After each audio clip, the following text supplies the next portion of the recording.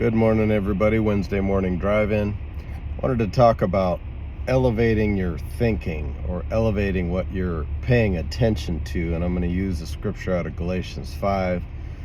Well, one mistake and one problem that happens for all people, especially those people that are following after the Lord, is we get our thinking in the wrong place, and we don't have our attention and our focus on things that are of the Lord or spiritual. We get caught up in natural things and different things that pull our attention onto things that are really of no benefit. So the scripture in Galatians 5 and verse 16, most people are very familiar with this.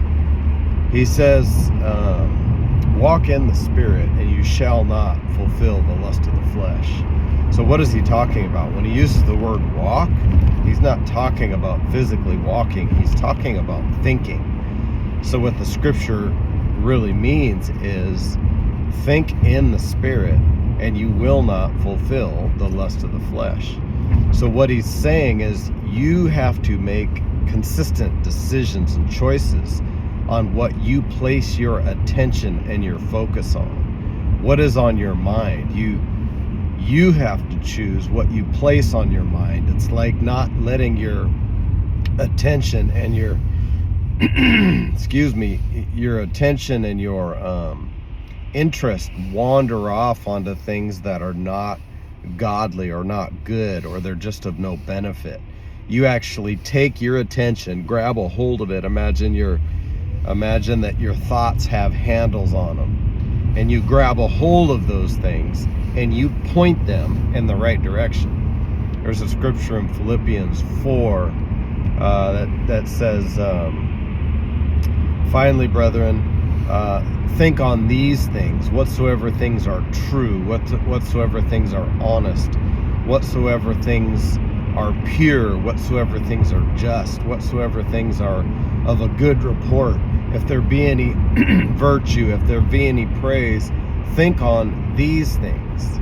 There's a place in Matthew 6 where he says, don't let your life or your energy or your time be spent just on what am I going to eat, what am I going to drink, how am I going to be clothed, where am I going to work. He's just talking about all these natural things that tend to kind of consume us. He's like, no, take your attention and point it towards the kingdom of heaven, towards high things, spiritual things. God's thoughts, this is from Isaiah 55, God's thoughts and God's ways are higher than our ways. So when you place your attention on God, or you place your interest and your focus on God, you are literally elevating yourself into a more properly aligned relationship with Him, because our human nature tends to gravitate. It's almost like it has a magnetic pull on it. It tends to gravitate towards lower things, not just carnal, sinful, fleshly things, but just natural, everyday things. A lot of them are out of our control, and there's nothing we can do about it. But we sit there and think about it all the time, and we are concerned about it, and we get involved in all this stress and anxiety, when really at the end of the day, most of the time, there's not a whole lot you can do about a lot of these things. So he was saying, if you want to live in a higher place, there's a place in Colossians 3 where he says, if you be risen with Christ, think on these things.